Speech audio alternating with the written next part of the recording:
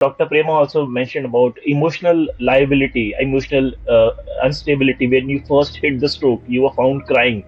So, was it conscious attempt or it was unconsciously you were just crying? Because this emotional liability in a stroke patient is very well known. But do you recall that you were crying, and was it a conscious or what is a subconsciously you were kind of emotionally labile at that point of time? I didn't realize that I was crying, but my wife Okay. noticed that I was tearing. That happened only Mm-hmm. after seeing her. Any other words you want a reader to get acclaimed of? Because maybe 2 minutes from Dr. Siva and Dr. Prema, a normal reader who is a non-medical background, what he should expect from this book. Dr. Siva, what is your opinion? What do you think a normal reader should take from A this book? non-medical person, my expectation, what they would get from is that this is a possibility. All is not lost. You can recover. That is my main show to the non-medical people. So I just want them to know that this is a possibility, because most of the time people don't realize that it is a possibility. Only if it is possible, they take the first step to achieving that possibility. So I want them to get that. So I was the caregiver, so my what I say would be to people who are caregiving to their spouse or a child. Caregiving is overlooked. That resilience you can build even before a crisis. You don't build resilience during the crisis. You build it by having good habits and practices, like have a community to lean on, like spiritual pillars to lean on.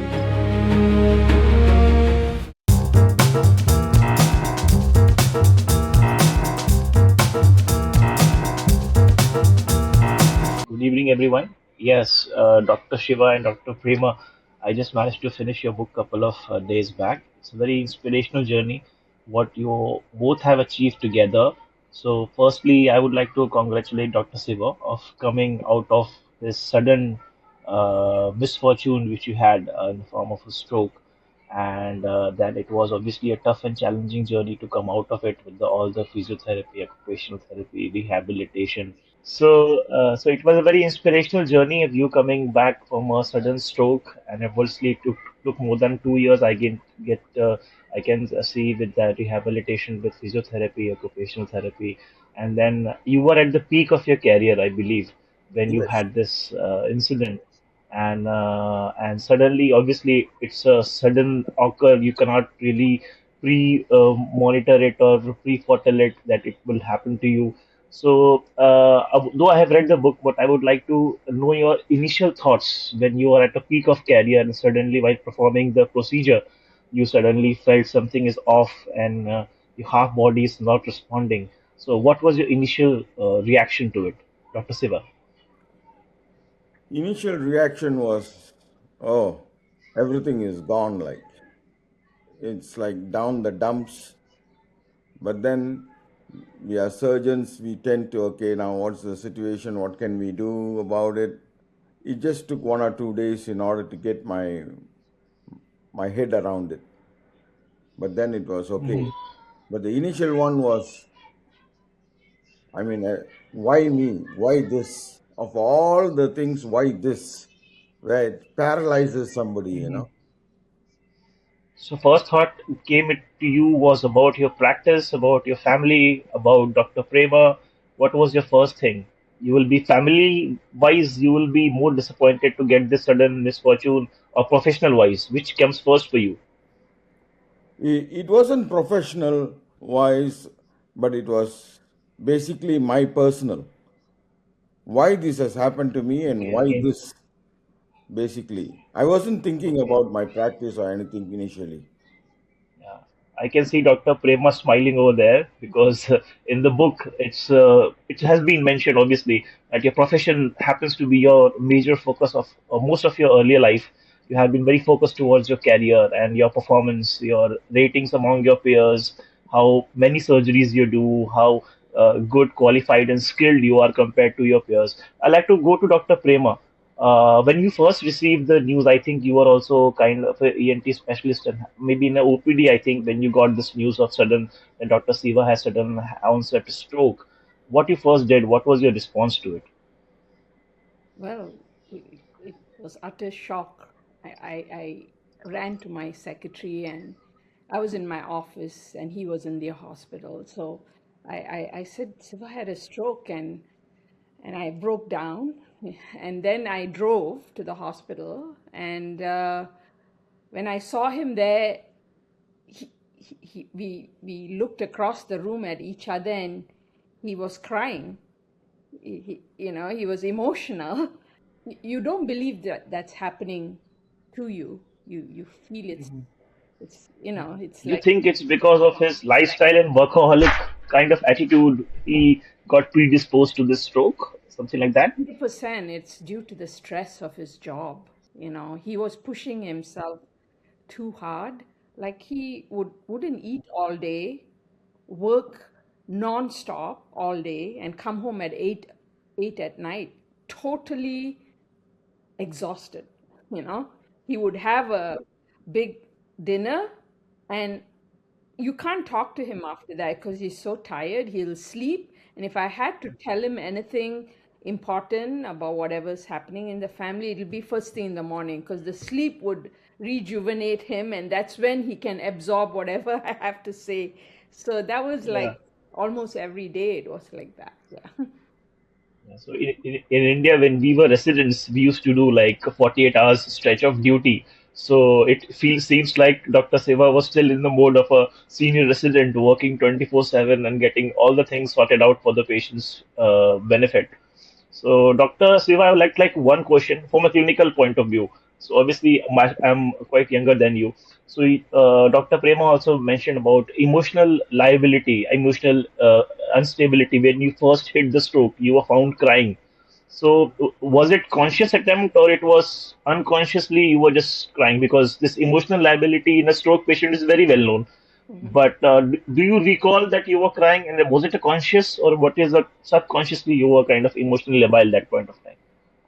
I didn't realize that I was crying, but my wife Okay. noticed that I was tearing. That happened only Mm-hmm. after seeing her. Mhm. Okay, okay, okay. So you were conscious that you were spilling tears. Okay, Yeah. okay. So got it. Got it. So any reaction from your peers? Because obviously they would be initially shocked that how come you suddenly developed a stroke. So for the initial 1 year, I will believe how much they were supportive and how much they were, okay, he might not longer come back. His profession is kind of now he's no longer being going to be a good surgeon. So, what was your initial thoughts of 1 year experience of getting the stroke and your response from your colleagues? Okay. Everyone around me, my colleagues, didn't think I am going to make it back, except me. And of course, as an extension of me, my wife, and my children. We were the only ones thinking, yes, you're coming back. The rest of my colleagues, I mean, you can, they didn't say it in many words, but from their body language and behavior, we can sort of understand, okay, this is what they think. So it And was, I believe you're a right-handed person. yeah, I am. I am. So, would have been difficult. It would have been a right-handed stroke rather than left-handed stroke. You think it will be more challenging then? I think if it had been, if my right side was paralyzed, I think it would have been much easier because of muscle memory. I would have been easier and faster to recover. Because prior to the stroke, you are right handed, you hardly use your left hand for anything. So there's hardly any muscle memory in the left side. So you're trying to develop something new on the left side every time. Everything is new. Just Mm-hmm. holding the toothbrush will be new. And Dr. Prema, what do you think? I mean, obviously, it would have been, as you mentioned in the book also, there's no such precedent officially by someone, by Royal College of Physicians and Surgeons.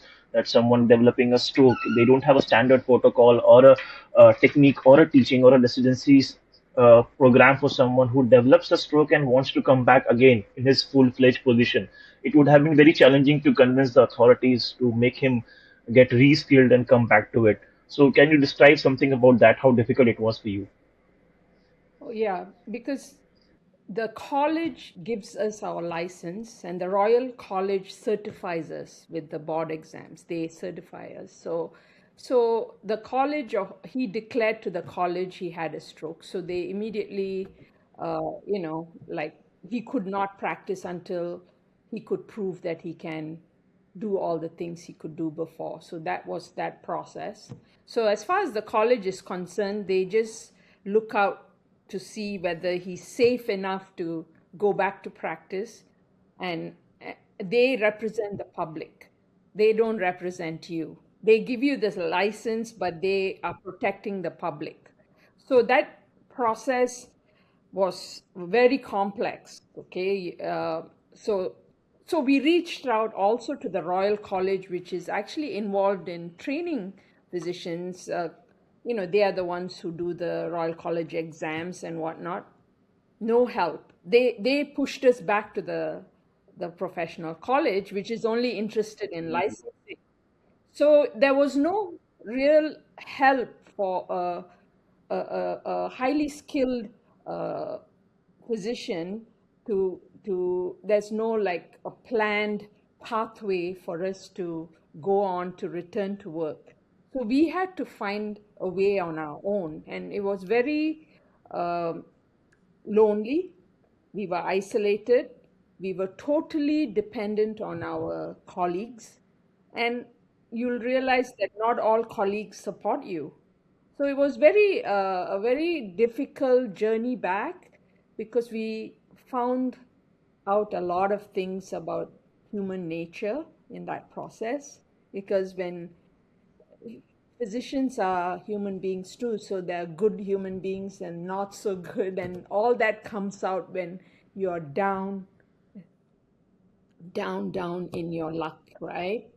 Some people step on you, and some people are angels. They help you rise. So we discovered human nature, and that was the difficulty, trying to conf, to please or get certified, and we had to find a supervisor. So all that was new, and I don't think most people who have a stroke or are debilitated by cancer would retire or find another profession, another pathway where they teach. But Siva was determined to go back to surgery because that was who he was. So he chose the harder path. And that was a new Yeah, pathway for actually, different bodies too. yeah. You mentioned a couple of times in the book that the criteria or the person who were evaluating him Yes, were quite stringent. They didn't consider that a humane angle to it. I mean, obviously, he was at his peak of career. He did get stroke. For a few months, maybe a year down the line, he wasn't very comfortable using his left side of the body, especially the left hand. But he had able to maneuver and almost regain the entire strength and maneuvering yes, process, except I think you have mentioned some difficulty in suturing. Otherwise, he was really almost as good as the he was before getting a stroke. yes. But you still think, in retrospect, the people who give the registration, they should have been more humane and considerate rather than being more stringent towards him. Yeah, w- I mean, to be fair to our colleagues, they are just usual, normal, average surgeons who have been thrown into this situation. So they have no ability to assess a person with a disability. So they are assessing him like how they would assess a resident who's fully functioning, right? So I think maybe that was unfair. But then the governing bodies did not have people to who had that capability either. So I feel you yes, he was, and I would say still a little disabled, but they are trying to assess him like they are assessing a young resident training in surgical training, which is, I think, unfair in itself. You see these Paralympics where the athletes who have lost a limb, they can, compete in sports using what they have left. But he didn't have that kind of a Encouraging. privilege, to be assessed with what he has. How well is he doing with what he has? They were assessing him like they were assessing a resident becoming a full-fledged surgeon, which was unfair, I thought. Yeah, coming back to Dr. Siva, Yeah. so obviously after getting a stroke, when you started rehabilitation, you started getting better, you were able to shift yourself, you were able to move a bit. Then a lot of times I think you would have pondered, if not again for surgery, what are the options I have? You have mentioned the option of spirituality, coming back to India, coming back to your parents, shifting to Mauritius for some time. How's it? What are the options you had, and why, after all this, you still chose to come back to surgery? Though you knew it was a very difficult thing to get a re-registration done, you chose a difficult way. Why is it? Most people would not choose a difficult way to come back. The human tendency is to find the things of least effort and maximum benefit. You chose the other one. You chose the most effort, and probably down the line, I believe. Did you manage to get the full registration yet, or you No, still are like I still minor have surgeries only a endoscopy? restricted license. But Okay, okay, okay. but I'm doing a lot of surgeries under local anesthesia, mostly skin cancers. So that is keeping me quite busy, and I'm okay with that. Now, coming back to your question, on why I chose to go back to surgery, that is who I am. You are what you are trained for. So many years of your formative years have been dedicated and divulged in training in surgery, and that is every cell nerve bundle in your body is what the training is. So I think a person naturally goes back and falls back to that because But didn't you feel after getting a stroke, after even after getting a getting a stroke, stroke, in me, I think I can do it. You see, but the people around me and the system says no, you can't do it. So it becomes a fight. so any change or a major change in your lifestyle before and after getting a stroke now? Or if someone would have been a place, like say there's a 65-year-old surgeon in India who has read your book and inspired by your story, and he wants to say, "Ki, okay, I want to again become a full-fledged surgeon, which may be possible again in India." But then, what changes in lifestyle you have done and you would suggest him Oh, before very and good after question. stroke? Yeah, I would tell the particular person to take it easy. Don't have too many patients in your plate.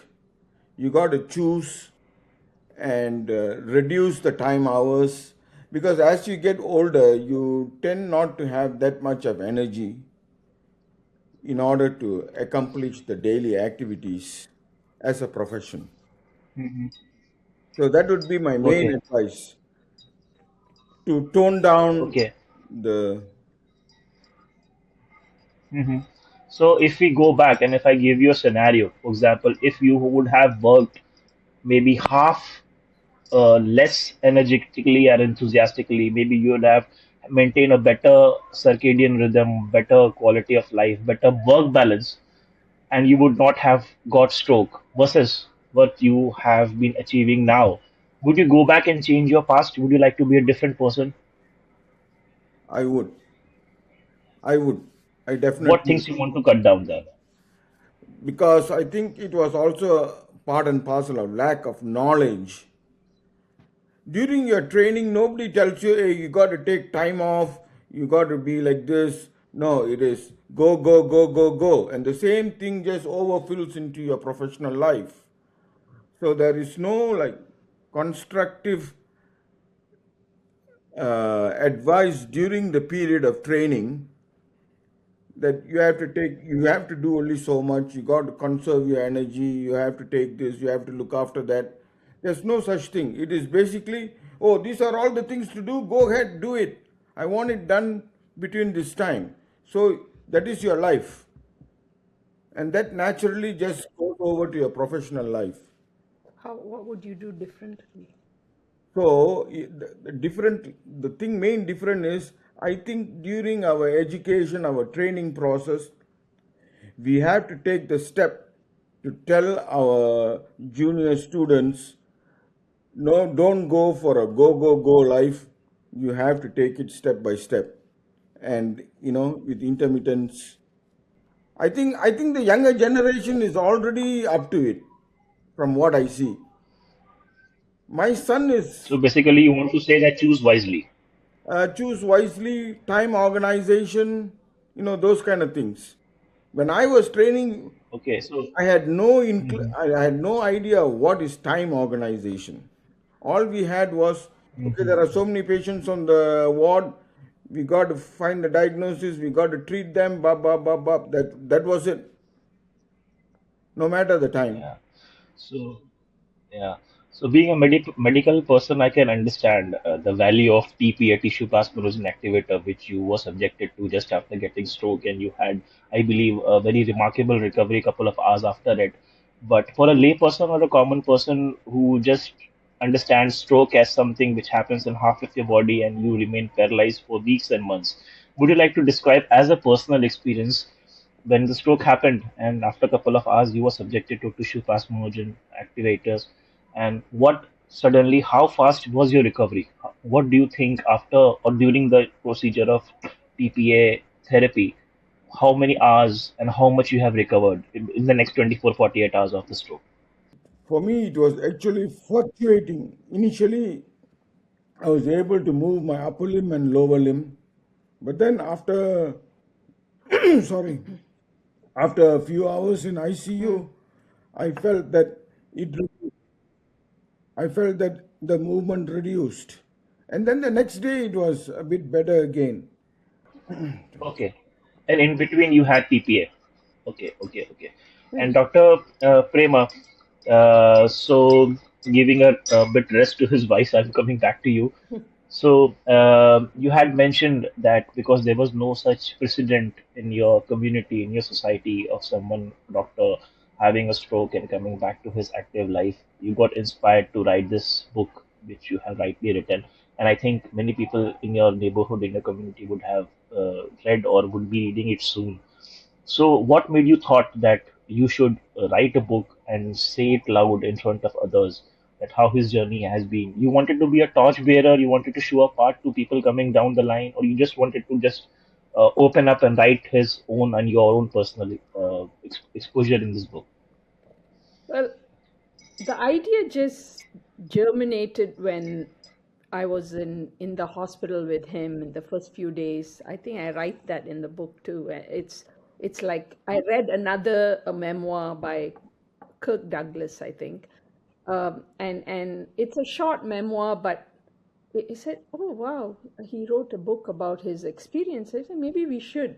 It was just a passing thought, and then as we progressed, I started recording all those milestones when he was continent, when he could walk. Everything was a milestone, so I recorded, like, I mean, put it in a journal, and I didn't really think about actually actualizing a book until almost 2 years later, and we are not like authors or writers, but we got somebody who is a ghostwriter, and we had sessions, and I shared all these milestones, and she put our uh, discussions into words. Okay, and then the final few chapters I finished up, so, but the reason was like, when you go through a crisis like this, it's like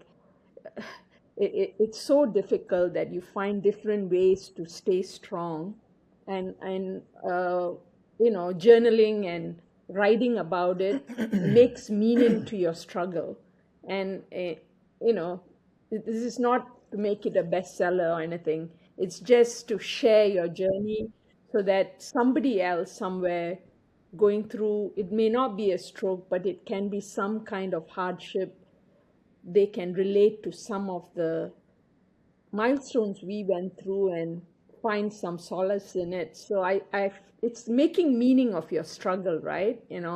I think that is good to share, with whoever wants to share it with us. Yeah. Yeah, I just managed to glance your book back. There are a couple of pictures interesting in between the book where Dr. Siva initially tries to go for phantom body surgical experiences, getting that after a couple of months of stroke. But then obviously it was 1.5 hour drive from your home. It was very tedious for him to travel. So you made Yes. something like a sort of assembly in your own home Yes. and in the next two pages, so Dr. Prema, you are very excited that you are able to manage to give him something to work in the house itself. But Dr. Siva was, it felt to him that it's still immature and childish. He's slightly, more refined than what a basic system you have given. Dr. Siva, any words on that? Do you think the effort by Dr. Prema of doing that assembly in your home for making your fine surgical skills better, did it had a significant impact to make you better, or you just think, okay, just to keep her happy, okay, I'll just try and make through this thing, okay? Because obviously your mental framework was much higher. You were a much refined surgeon. You just had minor issues with your, especially with left hand. So you think that helped a lot, or it was just kind of a passing event? Avinash, I think that's a loaded question. Uh, I don't want to create a fight among you two, but the audience will be happy to know because the pictures in the book are really interesting for a layman. He would really like to figure it out. Is it that simple for a surgeon to get trained on this home-based instruments? no, I think her idea was mainly to get back my confidence. So at least if I am put in that environment, I will regain my confidence. I must say, the stroke, my confidence took a big hit. And the hit, it's all about confidence. You don't have the confidence, you can't, because this is a skill involved, it doesn't translate into the skill. So, her doing all this at home and trying to put me back into that same environment, even though it looks very empirical, it was helpful. Because in my mind, then I know, oh, I can do this move. That's good enough for me. Because doing the move you have done so many times in the previous, all these years, just the Okay, initiation so was good Dr. enough. Prema will be happy to get this answer. So just let me know your left hand. It's now 95% what it was, or 99% of what it was. How is the left hand now compared to pre-stroke? That's it. So almost Almost 99.9, there. Almost there. 100. 99.9%. And so two more questions. How is Benji doing? Oh, We lost we Benji lost Benji. last year. Oh, Yeah, It oh, was oh, that we devastating. didn't know. he had Oh, lung okay. cancer That and we didn't know because couple of pages are dedicated in the book to Benji. Oh, yeah. And I thought that I would ask that question first, but glad I asked in the like later half of the setting. Okay, sorry to hear about your loss about Benji. Any other words you want a reader to get acclaimed of? Because maybe 2 minutes from Dr. Siva and Dr. Prema, a normal reader who is a non-medical background, what he should expect from this book. Dr. Siva, what is your opinion? What do you think a normal reader should take from A this book? non-medical person, my expectation, what they would get from is that this is a possibility. All is not lost. You can recover. That is my main show to the non-medical people. So I just want them to know that this is a possibility. Because most of the time, people don't realize that it is a possibility. Only if it is possible, they take the first step to achieving that possibility. So I want them to get that. Prema. yeah. So I was the caregiver, so my what I say would be to people who are caregiving to their spouse or a child. Caregiving is overlooked. People do not know what caregivers go through. You hold everything. You are there to support, but you need that kind of strength and resilience to to be strong for yourself and your family and your partner who's struggling. So yeah, that resilience you can build even before a crisis. You don't build resilience during the crisis. You build it by having good habits and practices, like have a community to lean on, like spiritual pillars to lean on, so that your mindset is strong during the crisis. You don't waver, you don't become emotional. You have to be there for your spouse and be strong, or family member. Yeah. Yeah, I think one very, very important thing you have mentioned in the book, which I like to highlight, is that Shiva became a chief of surgical staff during COVID. Yeah. Yes. Yes. Yes. So how was it? Because it looks very glamorous to read in the book that you became chief of surgical staff from getting a stroke. I think it would not have been a very easy experience. And chief of surgical staff, I can understand many people would not choose to take it voluntarily because of other things, bureaucratic things coming along. So how was the experience of the chief of surgical staff? And COVID also came at that point of time. It was devastating. That's one word to describe that whole time period. Now, everything is moving all the time, and you have to take decisions on your feet. And it was something new, and you are trying to fall on your peers and more seniors in university, hospital, or other places. They are all unreachable. Everybody, I think, was in the same boat. So it just left to your own methodologies, and you got to come up with, like we say, necessity is the greatest inventor. It was like that whole period. And it But was, I think your mother told you not to take stress, oh, yeah, yeah. She and you told me managed to that. take the position of chief surgical staff. Okay, okay. It took So me any 8 years update? to Uh, realize what my mother said. And then I just gave up. Yeah.